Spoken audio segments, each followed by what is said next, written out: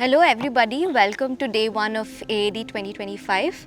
Today we are joined by Dr. Narsimha Reddy, who is the visiting senior fellow at Impact Policy Research Institute. So we'll be talking about pesticides. So firstly I wanted to understand what makes pesticides so much of a concern. Could you talk about that? Basically, chemical pesticides are built to kill. So they are designed to kill, and they are designed to stay forever so that they can continue to kill the pests. So it could be insects or it could be bigger animals, something like that. So it was designed like that. And initial pesticides were designed like almost like a snake poison. So once it enters the body, it can damage all the organs, multi-organ failure. So that's a concern, and we are using tons and tons of pesticides every year, and they stay forever in the atmosphere, in the environment, in the water, in the soil.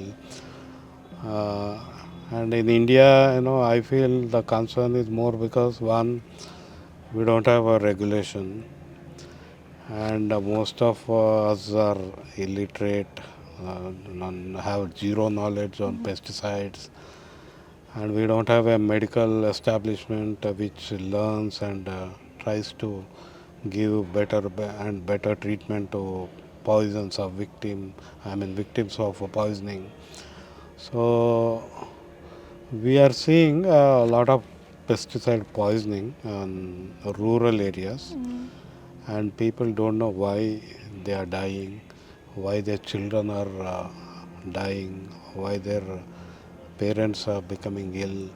So this, I think, looks very pathetic, and that's simply because of pesticides. What are some of the other challenges that you see in terms of dealing with pesticide poisoning when we talk about liability and holding some company to account? Actually, it begins with the medical establishment itself, which responds almost on par with quacks. Like a pesticide poisoning victim comes to the hospital. Usually, they should be asking the patient what is the pesticide which has caused them this problem, or they have to ask the attendant. So there it begins. But none of the medical establishment do that.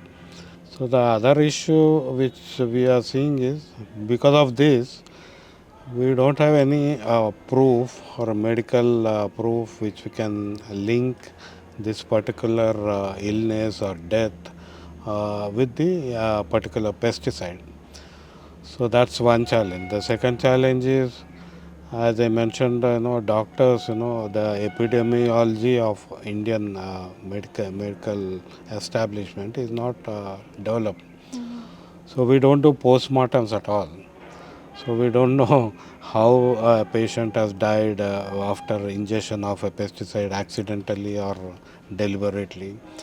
So that again gives us a challenge where how do we build a liability case on the companies which are introducing most hazardous pesticides.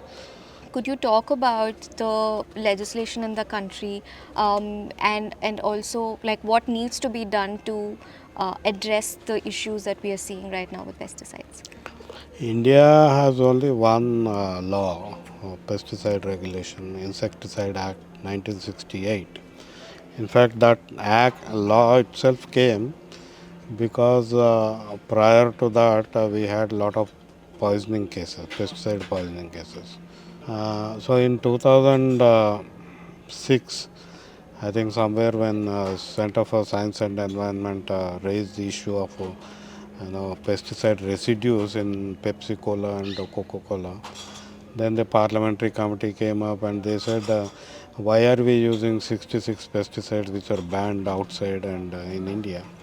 So from there we started looking at this entire issue of regulation, and government proposed a amendment, a new law in 2008.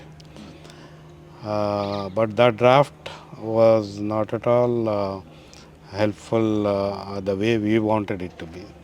So we lobbied and we stopped that bill, the bill from becoming a law, and that is still there. So there have been several drafts thereafter. So between the forces who want regulation of pesticides and forces who want to facilitate pesticide, I think there is a balance there, and we are still trying to gather public opinion so that we can have more regulation, more, or basically we need to reduce. So a reduction and phase out kind of regulation we require, and we are working on that. Thank you so much for taking the time.